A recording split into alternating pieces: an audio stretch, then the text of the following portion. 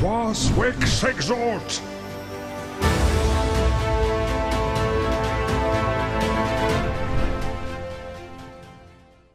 Et yo les gars, j'espère que vous allez bien. Moi ça va très bien, j'espère que vous allez bien en tout cas les amis. On est parti pour une vidéo tier list. On en avait parlé avec Slapony l'autre fois en live, que ce serait bien qu'on en fasse une. Je sais pas si on aura le temps d'en faire une sur Dofus Rétro, mais du coup c'est lui qui s'en occupera au pire des cas, ou il la mettra sur sa chaîne, je sais pas. Mais de toute façon on a des points de vue très différents, donc je pense que j'ai préféré faire bah, tout simplement bah, la chose moi-même, tout simplement de mon côté. D'ailleurs attendez, il faut que je vous mette devblog. Hop, voilà. On va aller sur le devblog, comme ça, si jamais, on pourra regarder, on pourra alterner entre les deux, quoi. Alors, on va commencer par les cras. Attends, parce que j'ai envie de regarder un truc, là. Ouais, non, c'est bon. Parfait, voilà. On va se mettre en grand, les trucs. Non, on va commencer par, je pense, ouais, l'ordre carrément dans lequel on le voit, quoi, je pense, hein. Ça va être le plus simple à faire. Donc, les Yop. Donc les Yop, bon bah c'est une ligne de dégâts qui est rajoutée.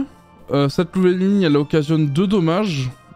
C'est plutôt sympa, étant donné que bah tout simplement les Yop, on sait, hein, c'est une des classes avec les cracks qui peuvent se booster puissance 1000 hein, en termes de dégâts.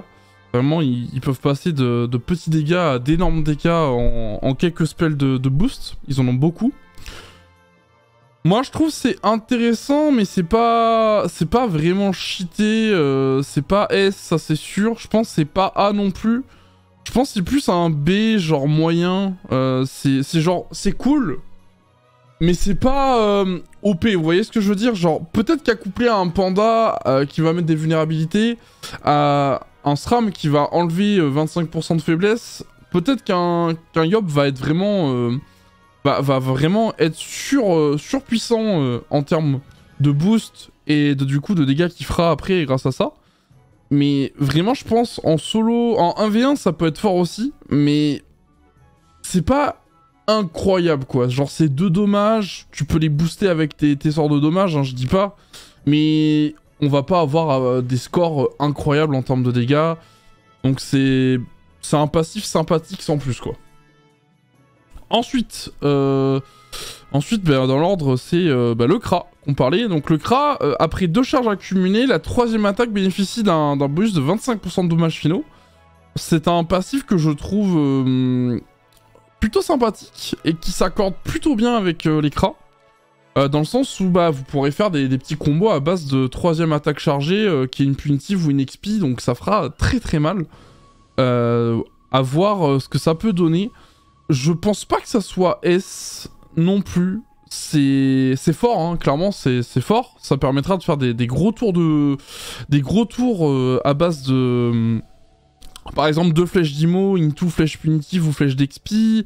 Là déjà ça fait quoi? Ça fait 8 PA, donc ça veut dire que si t'as 16 PA, tu peux très bien faire la même chose de nouveau avec... Ah non, bah non, du coup tu peux pas. Si, tu peux faire Flamish. Attendez. Ils mettent que c'est quoi du coup? Chaque attaque lancée, donc ça peut être les dagues et tout en fait. Ouais, c'est ça. Donc, ok, d'accord. Et en plus, t'as pas besoin nécessairement que ça touche un adversaire. Ok, ouais, donc c'est... Ah, du coup, ça change peut-être la donne. J'hésite entre A et B, là, du coup. Parce que j'imagine bien un truc où, genre, si t'as 16 PA, voire plus, hein, parce que si t'as des boosts d'un Eni, d'un Xel, d'un Oza, machin, tu peux monter à des même Schaffer Crit, tu peux monter à des taux de PA incroyables. Donc, ça veut dire que tu pourrais très bien, dans le même tour, faire double tir IMO sur un mec avec flèche punitive et... un autre gars, tu peux lui faire double tir d'IMO avec... ou Flamish, hein, n'importe, les deux sont intéressants. Enfin, dans tous les cas, ça fait des dégâts et ça permet de charger son passif.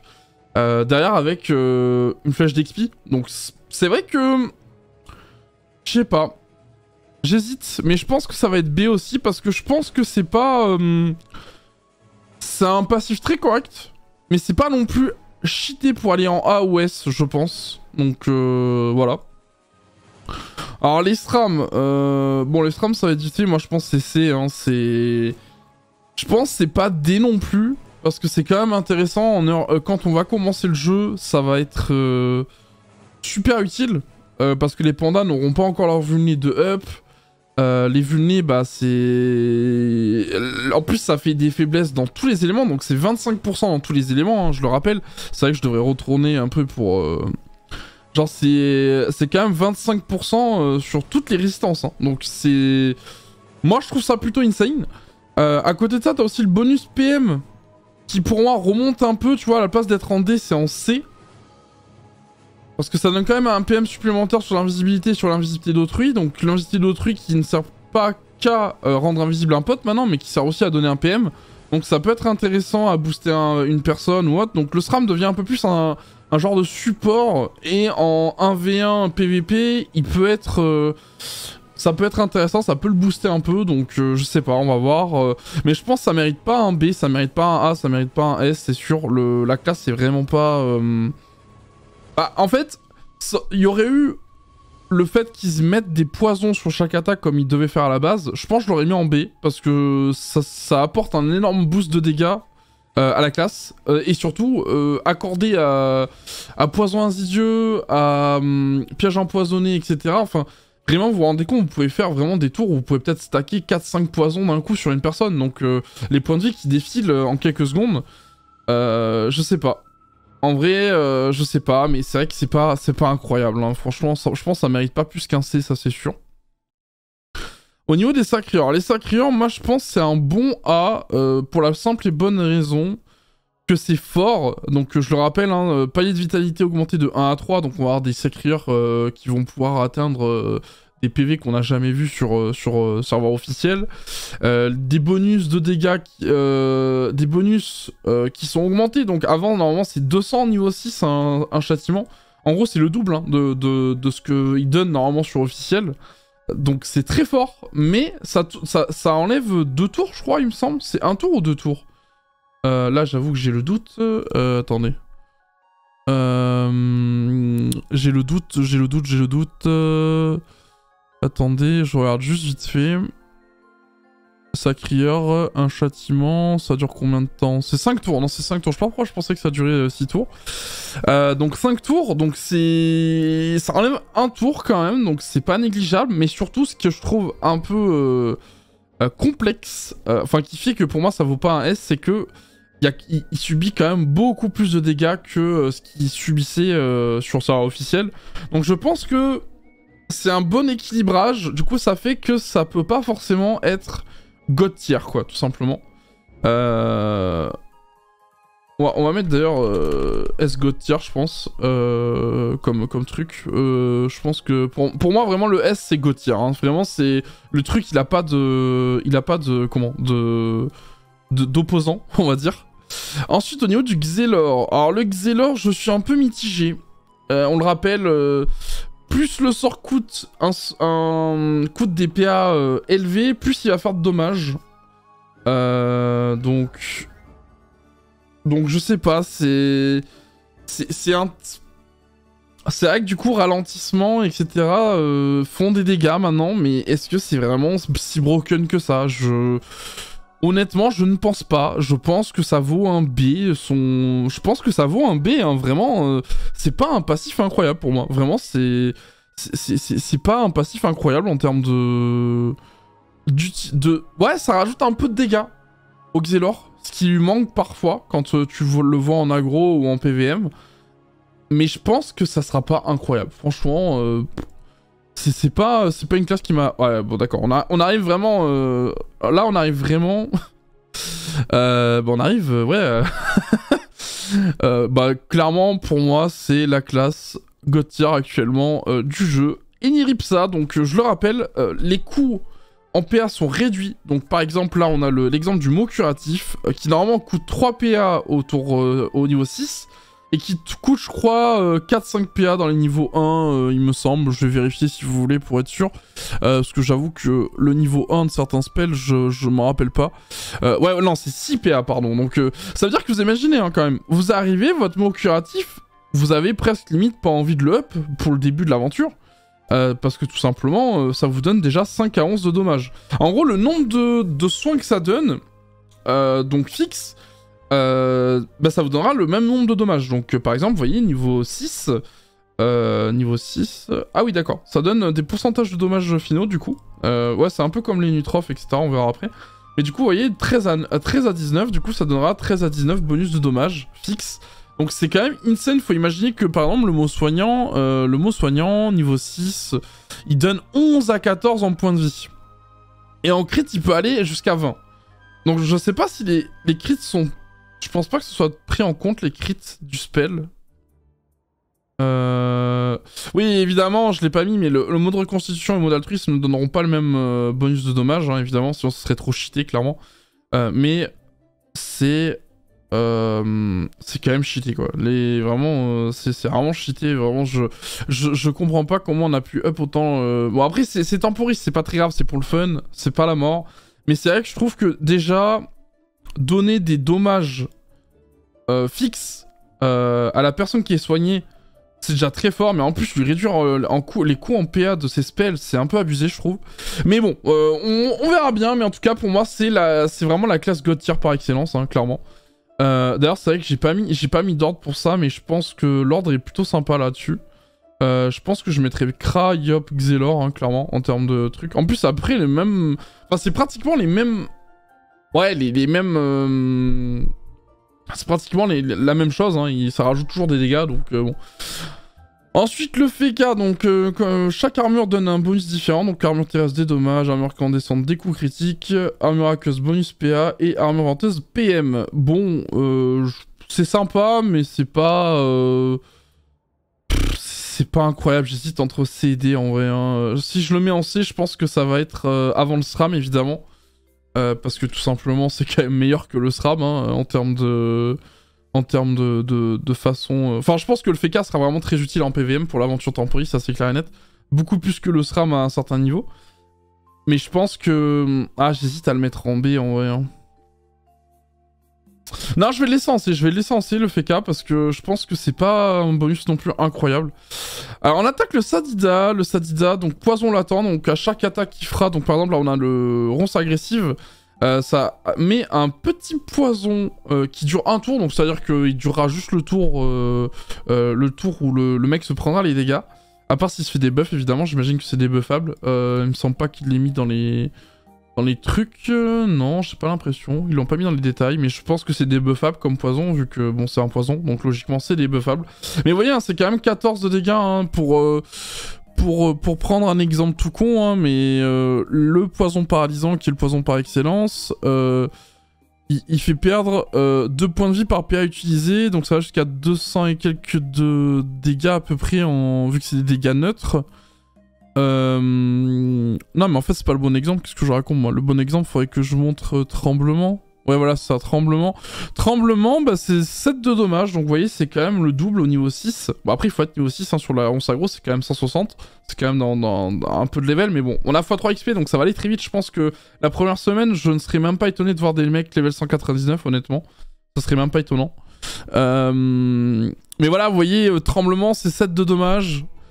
Du coup, vent empoisonné, c'est level 6, c'est 8 de dommages. Donc vous voyez, même en mettant les deux poisons ensemble, ça fait quand même beaucoup moins de dégâts que prévu. Enfin, ça fait presque autant de dégâts. Donc, sauf que c'est 2 poisons. Donc c'est quand même... c'est quand même pas rien en vrai. Hein. Franchement, je pense que ça va être super intéressant. Moi, je le mettrais facilement en A. Peut-être même avant le... Ah non, peut-être pas avant le Sacrieur quand même. Peut-être pas avant le Sacrieur, mais ouais, je le mettrais en A, Sadida, c'est super intéressant, je trouve que ça va apporter un énorme bonus de dommages à la classe, en plus de ce qu'elle a déjà, donc ça va être super intéressant. L'Osamoda, je pense que c'est God tier, clairement. God tier après l'Eniripsa, évidemment. Tout simplement parce qu'en fait, de ce que j'ai... faudrait que je vous retrouve ça. Ah merde, c'était un lien... Ah, je l'ai pas, mais en gros, ça a été confirmé que l'Osa... fera bénéficier à toutes ces invocations de caractéristiques partagées, et ça ne s'applique pas qu'à l'intelligence, la chance, la force et l'agilité. Ça va aussi s'appliquer à la sagesse, pardon, et à la vitalité. Alors, qu'on se le dise, c'est clair et net que les Osa vont jouer, à mon avis, full vita maintenant, du coup. Parce que 40% de... Imaginons un Osa qui arrive à 5000 HP à peu près. 40% de 5000 HP, c'est quoi? C'est à peu près 2500... Non, 5000 HP, donc c'est 2000 HP, je pense, un truc comme ça. Allez, 1800, 2000 HP. J'avoue que je suis éclaté en termes de pourcentage, je suis désolé si mes calculs sont mauvais. C'est juste pour donner un ordre d'idée, quoi. Vous imaginez, vous donnez ça à un crackler ou un bouffe-tout ou ce que vous voulez. Genre, vraiment, on se retrouve avec des invocations qui ressemblent à des mini-boss, quoi, tout simplement. Donc, c'est... Je sais pas, mais je pense que c'est fort. Ça, c'est sûr, c'est très fort. Ça vaut pas l'Eniripsa, mais ça vaut largement un S-Gotia en termes de passif. L'Enutrof. Alors, l'Enutrof, on le rappelle, pour chaque PM qu'il utilise, il a un bonus de dommage. Et en plus, level 151, il aura 4% de dommages finaux à la place des 7 dommages. Donc, c'est plutôt cool. Moi, je trouve le passif très cool. Je le mettrai cependant pas avant le Sacrieur ou le Sadida, mais je le mettrai en A, ça c'est sûr. Moi je trouve le concept plutôt sympa, ça s'applique plutôt bien au perso, donc c'est grave cool. Moi je trouve ça sympa. Ensuite le Pandawa, écoutez, on rappelle, il a un bonus en fonction de son état, donc quand il est sobre, il a 50% de dommages finaux occasionnés, donc les points d'attaque qui vont faire super mal.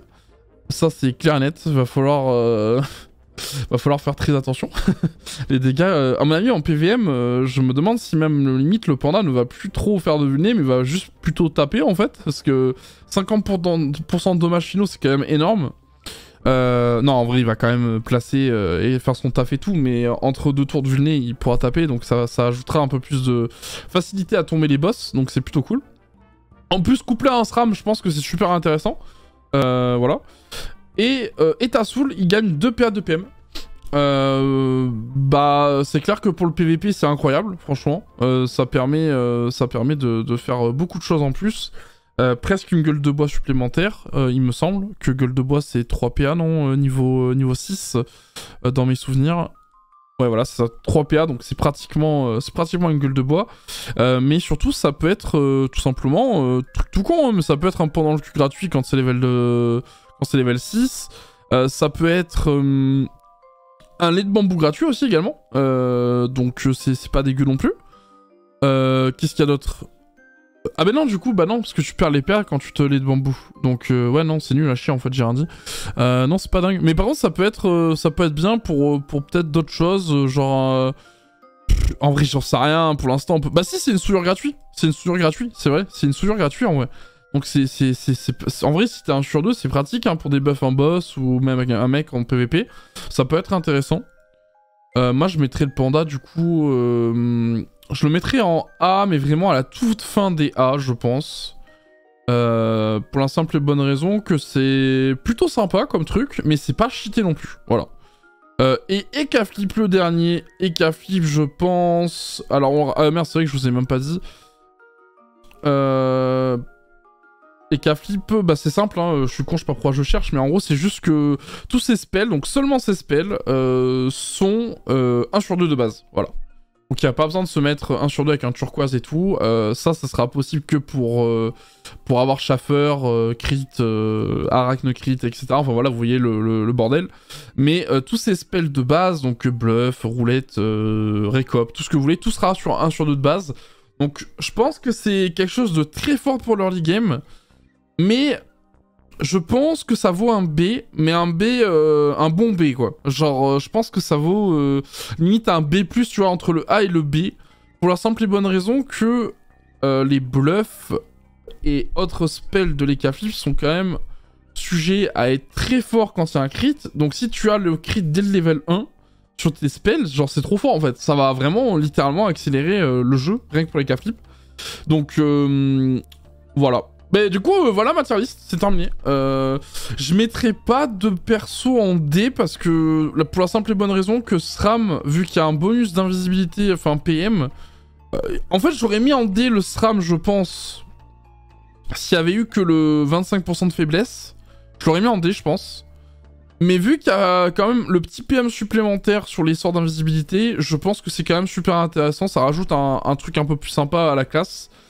Donc, on va rester sur un C. Du coup, ça ferait Eni en S God tier avec Oza juste derrière. En A, on a le Sacrieur avec derrière Sadida, Enutrof et Pandawa. En B, nous avons Ekaflip, Kra, Yop, Xelor. Et en C, on a Feka et SRAM. Je pense que je vais vous mettre le lien de la tier list, comme ça vous pourrez la refaire vous aussi. Et n'hésitez pas du coup à me donner vos tier list, vous, ce que vous auriez mis comme tier list, vous, de votre côté. N'hésitez pas à la mettre en commentaire. Comme vous le savez, moi je lis tout le temps les commentaires, que ce soit pour les critiques, que ce soit juste pour me remercier. Hein, franchement, ça fait toujours plaisir. Donc n'hésitez pas à mettre un petit com dans l'espace commentaire pour pouvoir me donner votre tier list des passifs de Temporis. Personnellement, je pense qu'elle est plutôt équilibrée, la mienne. Je vois... Ah, je mettrais peut-être limite... Ah, j'échangerais peut-être les Nutrof avec le pendant, ouais. Ah, je sais pas. Parce que c'est quand même 156, hein, son passif, hein, pour qu'il atteigne vraiment son paroxysme. Donc je le mettrais... ouais, je le mettrais plus en dernier. Vraiment le dernier des A, en fait, les Nutrof, je pense. Bon, voilà, vous avez du coup la tier list terminée. Tier list du coup disponible dans la description évidemment, n'hésitez pas à la mettre. Et puis bah écoutez, on se retrouve comme d'habitude pour une nouvelle vidéo. Je vous fais des bisous et puis ciao. De plus en plus de gens racontent la légende de cette jeune Yopette qui mondit à la foire, reste bourré tous les soirs, se nourrissait de ce qui reste à savoir, du pain pourri aux noisettes. Écoute ça. Voilà son histoire. À peine 7h du mat, se lève sur un machina comme tous les jours, je passe le bonjour aux habitants réclamants.